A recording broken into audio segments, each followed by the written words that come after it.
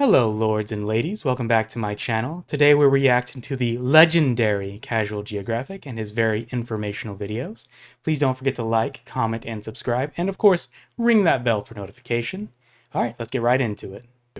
If you want to inflict emotional damage on a millennial, remind them that the Harambe kid either is or is about to be a teenager. In a couple months, it'll be a year short of a decade since the gorilla was prematurely perp-walked off the census. And despite being named after a Swahili term for coming together, Harambe's death has been no less divisive. But the closer you get to the full story, with crucial context, the question becomes less of whether the zoo was right for turning the legacy of Bob Marley into a hashtag, and more of everything that went wrong to force the zoo to pull the trigger. Because Harambe's death was the right choice for the wrong reasons. Now, that was just a series of fuck-ups on their part. God, there's been so much shit ever since that happened. People even said it split off reality from that point of it happening. Like, there's an additional timeline going on because of this event. God. Hear me out. I'm not blaming the gorilla. In fact, quite the opposite. Literally everyone involved but the gorilla ultimately failed him. And in about 10 minutes, I'm gonna show you just how horrendous Harambe got done. The same 10 minutes it took for them to end him. Oh, God. Flashback to 2016. Eggs were $1.68, a light skin and Under Armours was no-scoping entire teams, and Kanye was still Kanye. What is that? But he made graduation. All was good until a 3-year-old canon event changed the course of mankind. On May 28, 2016, a mother took 4 children to the Cincinnati Zoo and got to the gorilla world habitat when the youngest boy said he wanted to go swimming with the gorillas. She went back and forth with him and then— What? How was that a thought someone would have? It's like, I want to go swimming with a tiger or something. I've never heard this part of it. I've only ever seen just the memes of it. I've never actually looked into what happened other than, you know, just videos people have made. Never looked into the actual event. Turned around to start putting kids in strollers when she heard a splash, followed by immediate screaming. Like any other human, she went to the railing, and that's when her mind took an indelible screenshot when she realized— Cincinnati 911. Hi, my son fell in the zoo exhibit at the gorilla. There's a male gorilla standing over him. I need someone to contact the zoo, please.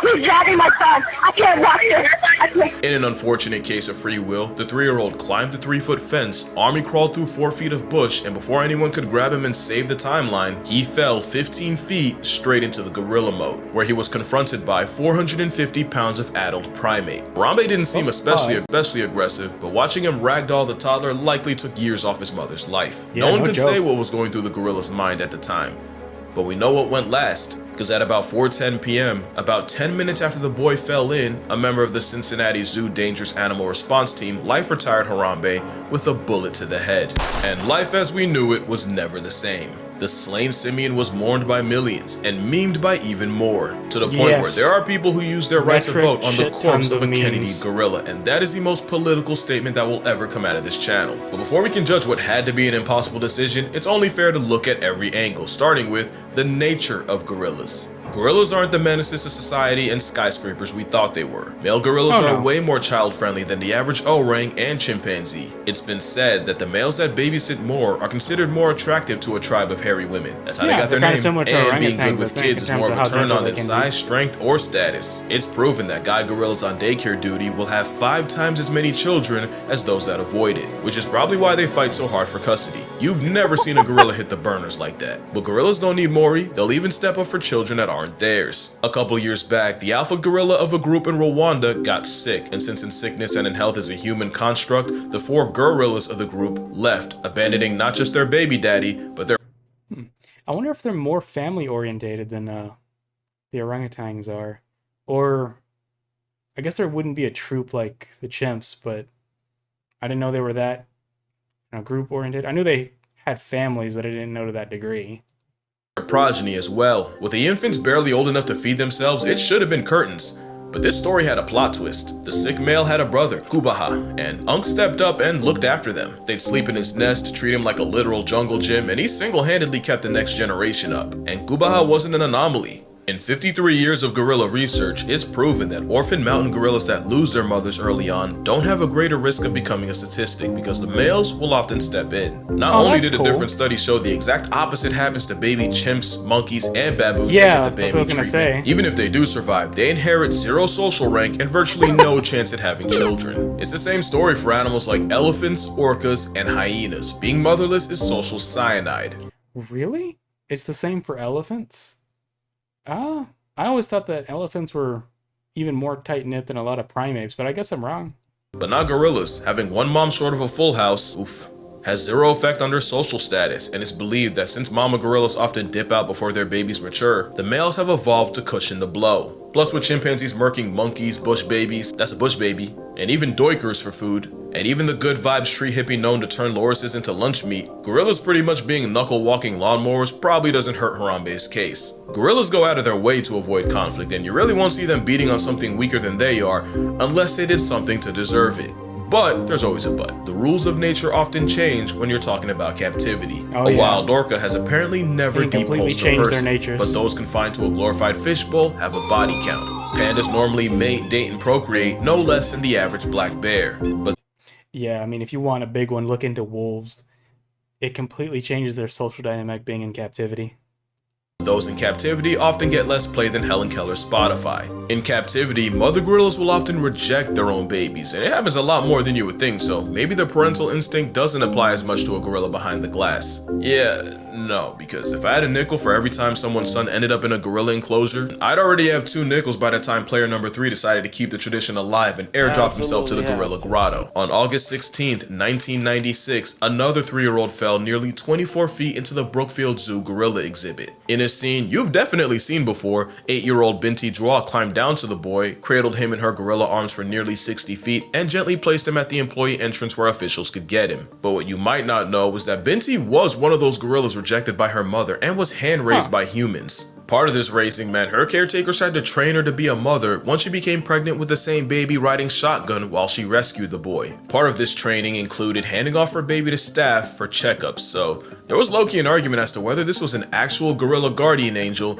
or just an animal doing what it had been trained. Well, almost a decade earlier in 1986, 5-year-old Levin Merritt followed the same script, falling into the gorilla pit and knocking himself all the way out. And 25-year-old Yumbo stood protectively over the boy, gatekeeping any other gorilla from him, and when the child regained consciousness and cried out, instead of matching his energy, the silverback calmly led his family to a small hut on the other side of the enclosure. I wonder if it's because they just recognize us as primates, they just see us as family to a degree. But unlike Binti, Yumbo wasn't human-raised or trained in childcare. This was actual gorilla free will that looked after the injured kid. So now you might be confused, because if you were on the fence on the Harambe happening, hearing about their social psychology and the gorilla history lesson would have surely kicked you onto the Harambe side. Well, every gorilla is different, so let's talk about the story of Harambe. Before he became a hashtag. Harambe was born in the Gladys Porter Zoo in Brownsville, Texas, May 27th, 1999, meaning he had just turned 17 when he got sniped. Just like Binti, he was also rejected by his mother Kayla when he was only 3 weeks old. So, zoo director Jerry Stone hand-raised Harambe, taking him home. The tiny gorilla was by all means his family. Jerry was actually the one to help Harambe's grandparents settle in after they arrived from Africa, and he was even there at Harambe's birth, cutting the umbilical cord. He changed diapers, got up at midnight to feed him. Nobody I didn't know he was actually, I guess he said he was born in Texas?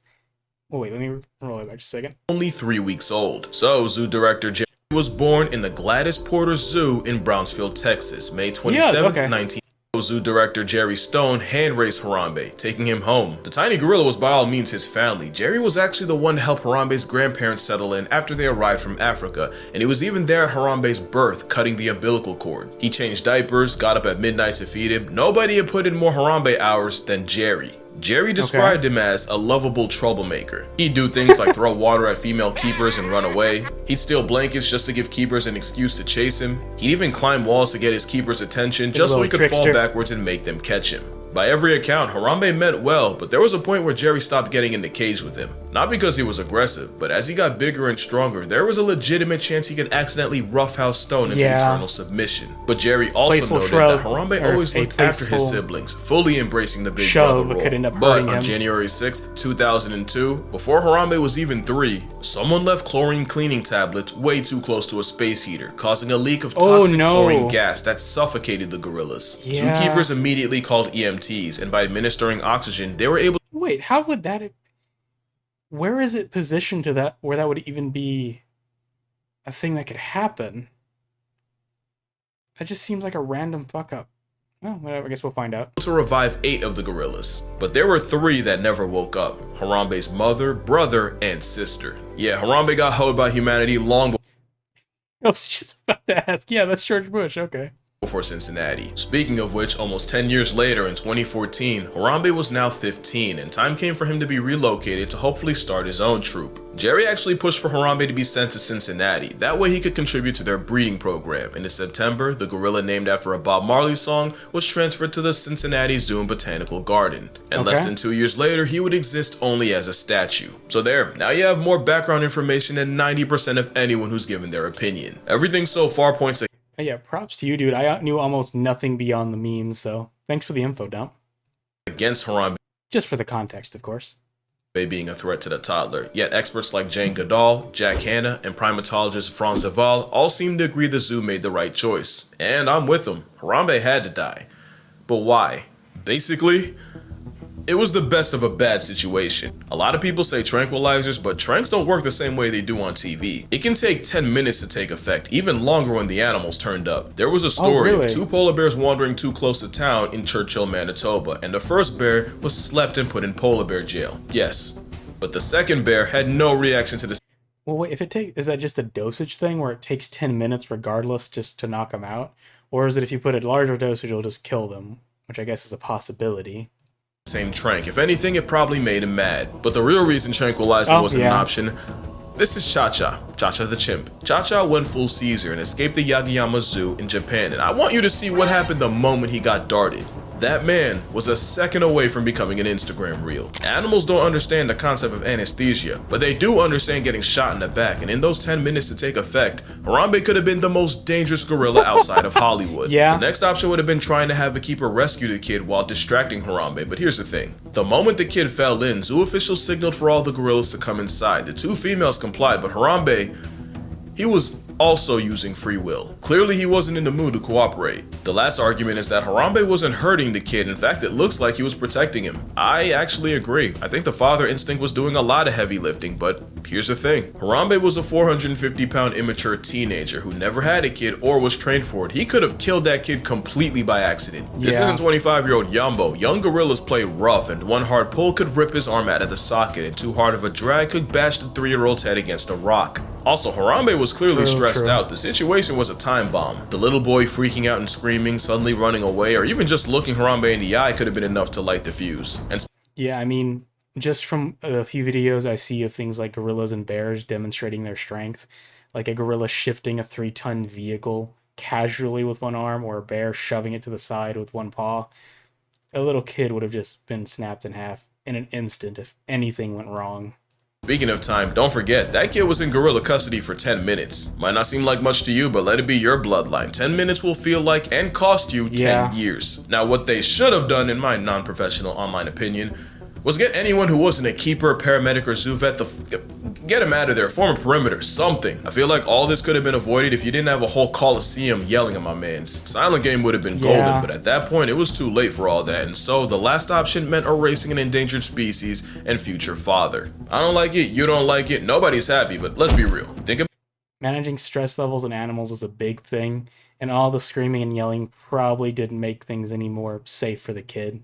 About what the conversation would be if that kid became a chalk outline right there. Well, I can tell you, because it's happened. November 4th, 2012, Pittsburgh Zoo. Mother lifts her 2-year-old over the railing for a better view. Mother ignores several warnings and signs. Mother somehow lets child slip, and Maddox Durkosh fell, bounced off a safety net meant only for phones and cameras, and touches earth inside the enclosure. Problem was, the toddler landed with the African wild dogs. The most efficient pack hunters in Africa. The ones infamous. What possesses people to do this sort of thing? I'm just going to hang my child over the edge of an animal pen at a zoo. Returning body to buffet before it can pass away. Look, I can spare you the details, just know it was quick, it was gruesome, and there was nothing anyone could do. The Durkoshes would file a wrongful death lawsuit against the zoo, seeking $300,000, because you can't put a price on life, but you can pay a lawyer to try. The family and the zoo would reach a confidential settlement. The endangered dogs were all relocated, except for the one shot by cops, and the entire exhibit was repurposed for another endangered African predator, the cheetah. You know, for the longest I thought the zoo got screwed, but what I never knew was that in May of the same year, some of the same wild dogs dug out of their den and got the entire zoo put on lockdown. And as early as 2007, a member of the zoo safety committee explained. Yeah, but that's something different. If they put them in a bad enclosure, that's one thing, and it escaped, and that's the second time. But for that first event, that was no one's fault but the mother. I mean, ask any mom, would they do that? And you're pretty much 99% of the time going to get a no. And the 1% is just the dumbass, the one dumbass exception. Explicitly warned of guests dangling children over the exhibit opening and advised them to install plexiglass to cover it. But no changes were made until a kid got eviscerated 5 years later. Now, don't think I'm letting the mom off. I got a lot of thoughts, and they're all explicit. Yeah, but again, that's sure you can add in as many protections as you can, but I mean, if a parent is going to raise their child over the ledge of a pen of a bunch of animals that could kill your child, that's a level of stupid. It's hard to prepare for. I mean, there's a reason we have do not drink symbols all over chemicals and all that. She was one of those kind of people. But the zoo was liable and negligent, and it cost them and the dogs, even though common sense would have saved the day. But common sense would have been a godsend on Christmas Day 2007, San Francisco Zoo. Look, we've all heard the story of Tatiana the venge-lusting tiger, so here's what we know. 3 guys, 17-year-old Carlos Sousa Jr. and the 19 and 23-year-old Dhaliwal brothers taunted a Siberian tiger. Pine cones and sticks were likely thrown at the tiger. The brothers' father admitted that the boys were drunk. Why? Tatiana escaped, murked Sousa, and mauled the brothers until she was eventually shot by cops. And the Dhaliwal family settled a suit. Okay, why? Why is this a thing where you will pick a fight with an apex predator and enclose whatever, just Against the zoo for $900,000, and the Sousa family settled a wrongful death suit for an undisclosed amount. And both brothers would use their second chance at life to get into several run-ins with the law, one including a drunken fight with police, and the younger brother would pass away in 2012 due to unknown causes. By every metric, they fucked around and found out, and the two that lived came up almost $1 million off it. That's the whole, like, it reminds me, like, you're blaming the tiger for being a tiger. There was nothing wrong with this creature. It was entirely the fault of the dumbasses. In my opinion, of course. But two things can be true. The zoo screwed up bad because days after the attack, they said the moat Tatiana had escaped from was at least 20 feet tall. Turns out it was 12 and a half. A full 4 feet lower than federal safety standards. And if you know tigers, that is one of an oopsie. But also, after killing Sousa, Tatiana tracked the brothers down, but because cafe employees refused to let the two in, the Siberian Fury pulled up outside the cafe and mauled them again. It took 6 full minutes for zoo employees. Okay, well that part of it, yes, would be on the zoo, but if they hadn't messed up in the first place, they would be fine. Granted, the zoo was at fault for that second part, or later on, but still, it's still the fault of the dumbasses for trying to pick a fight with a fucking tiger. To realize that the brothers weren't drunk idiots screaming. They were drunk idiots screaming, but not lying about a tiger John Wicking them. And because the zoo was under a Code 1 lockdown, it took another 5 minutes for zoo security to let police and fire units in. Those extra 10 minutes mean a lot when you're actively getting turned out by a tiger, and it probably would have saved Sousa's life. Two things can be true. Tweedledee, Dim, and Dumbass pissed off an apex predator and earned themselves a nomination for a Darwin Award while getting an endangered species past tense in the process. But the zoo was also painfully negligent in every aspect, especially since just a year before, keeper Lori Cummigan was mauled by the same tiger while feeding her through the enclosure's grill, and Tatiana's temper tore the skin off her arm, resulting in several surgeries, skin grafts, and California OSHA fining the zoo for safety. And don't get me wrong, there is, like I said, there is a thing where the zoo should definitely take care of and should be punished for not taking the proper safety procedures, especially if they're like kind of trying to bullshit their way into getting the enclosure not fixed or not properly suited, for a tiger. But even still, I think they're all separate. The two dumbasses who picked a fight with an apex predator, that's just entirely on them because the tiger wouldn't have done anything if they hadn't messed with it. But it's also the fault of the zoo. They should have gotten this shit fixed a long time ago. violations. Lori would also sue and would also settle for an undisclosed amount. And after Tatiana's final act, the zoo would raise the barrier from 12.5 to 19 feet. So you see, the zoo and Harambe were screwed the moment someone spawned into his enclosure. And really, Harambe was dead the moment he chose free will. In fact, if that child would have died, Harambe certainly would have been past tensed, all the gorillas might have been packed out, and the zoo would have been sued beyond oblivion. The zoo would modify Gorilla World by raising the outer barrier and loading up on netting. This one's just a lot more unfortunate. Granted, it's still kind of the fault of the parents in that, but I still don't blame the gorilla. It's just that was a whole shit situation. At least we got memes out of it, I guess. And fencing, but the real victims here were Harambe, the child, and gorillas as a whole. And as much as I want to dump on the mom, well, the internet's kind of done that already, but kids are walking kamikazes. Not excusing it, because damn it, watch your crotch and the things that come out, but you don't think a kid will, till they do. And mama, I love you, I really do, but when I was about knee-high, my mom turned away for a second at the park, and when she turned back, she saw me on the other side of a pond leaning in. And if both my parents didn't go Usain Bolt and catch me before I fell in, well, we know how that story ends. I also almost got kidnapped. And I only say that now because my mother never lets me forget it. But yeah, that's gonna do it. Drink water, hug your mother, hold your kids. They're stupid. Rest in primate Harambe, and I'm... Yes, please watch your children, especially when there are apex predators around. I shouldn't have to say that. I'ma see y'all in the next one. Weeks I have been waiting for this See you day, around, and it friend. has finally arrived. We have the winner of our contest. It's the Naming the Baby with the Gladys Porter Zoo, and it's the baby gorilla. And we've got the baby gorilla right there, Dan. That's the child we just named. There's Harambe. Harambe is her name. Once again, what does it mean again? It means pulling together, coming together, sharing and caring about one another. And what is that, like Swahili? It's a Swahili word, yeah. Oh, wow. This is so fantastic. Aw. Well, thanks for the information, Casual Geographic. As always. Until next time, my lovely lords and ladies, don't forget to like and subscribe, or I'll have my goblin familiar steal your left sock. Yes, your left sock, specifically.